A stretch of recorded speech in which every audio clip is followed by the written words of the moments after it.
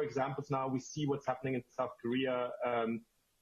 So, can you give a clearer indication where you see the biggest impacts?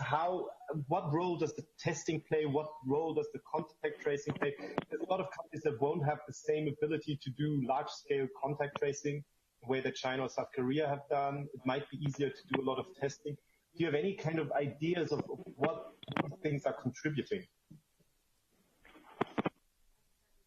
And then maybe Mike and DG would like to supplement. So yes, as you said, we have several countries now who have demonstrated the ability to turn the tide, to reduce transmission in countries and to bring these outbreaks under control. Korea is a good example. I have a fondness for Korea myself as the MERS focal point, and I've spent some time out there, and I've seen firsthand how the approach that the Republic of Korea can take in terms of really aggressive case and contact finding. What we're seeing that is successful are the fundamentals of public health. There's nothing special, nothing unique to this. It's just the application, the rigorous application of public health measures, which include activating your emergency mechanisms, taking this seriously from the start, looking at which parts of your government, which parts of your ministries, and all of government approach, repurposing your government to tackle this one virus, aggressive case and contact finding. What you're seeing and testing those individuals. Testing is important to be able to know who is a case and who is not a case, and so testing must continue. Isolation of patients, treatment in hospital, care for those patients, isolation and quarantine of contacts, separating them from other individuals so that they cannot pass the virus onward. This is case and contact finding.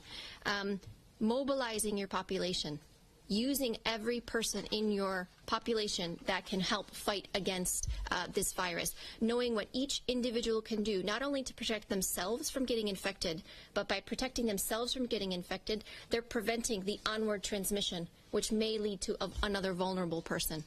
And so these fundamentals, making sure that your labs are ready, making sure that your hospitals are ready, triaging your patients. There's a difference between what you need to do for a mild patient and what you need to do for a severe patient. Making sure that patients who require more advanced care are put in your hospitals, and having a plan for those that are more mild, those that don't require oxygen, don't require respiratory support. So what we've seen successful in many countries are these fundamental applications of basic public health measures: hand hygiene, respiratory hygiene, social distancing, assessing your own risk and seeing how you play a role in this. There's also there's a lot of people working in this space are working very much from a view of the world that's based around influenza and a perception that once a virus pandemic starts, it's uncontrollable. So the real focus on mitigation and vaccine, and that's understandable because that's what pandemics have done in the past. In this epidemic, if we didn't have the experience of Korea, if we didn't have the experience of Singapore, and if we didn't have the experience of China, we might imagine exactly the same thing. But we have observation that tells us that there's a strong element of controllability in this disease. Now, that doesn't mean we'll completely stop it, but what it does mean is there's a real chance to blunt the curve. There's a real chance to bend the curve and reduce the number of cases that our health system has to cope with, and give the health system a chance to save more lives. So would you not use an opportunity?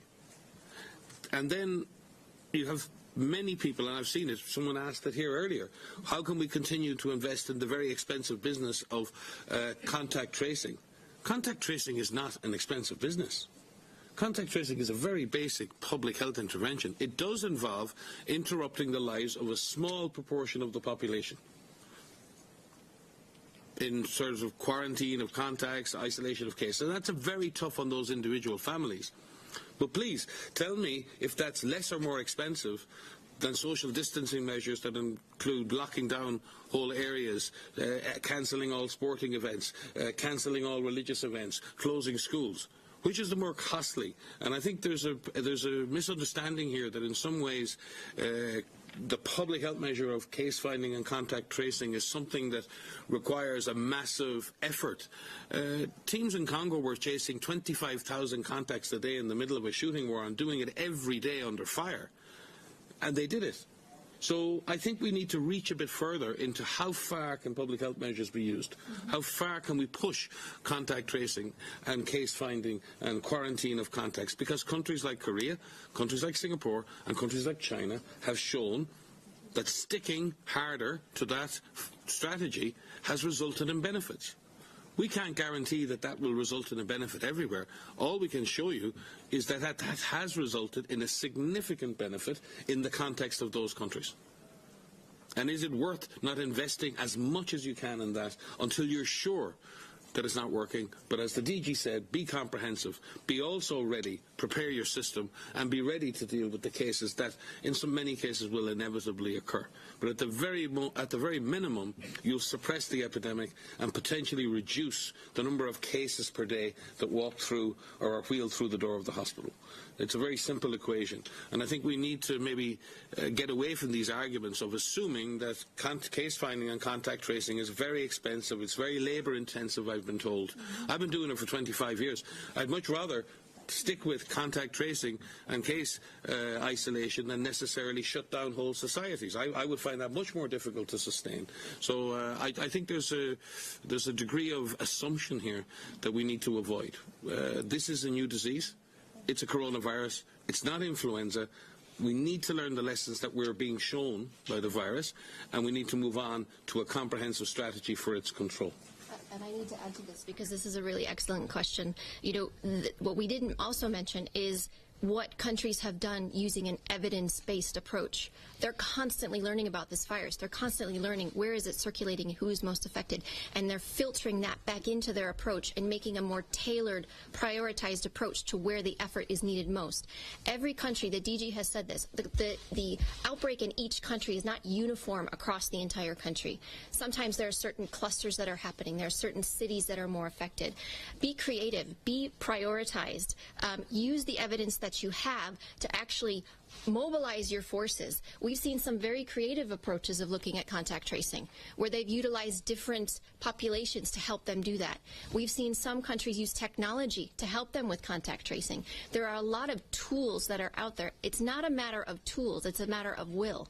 It's a matter of how do we use our best efforts to drive this down.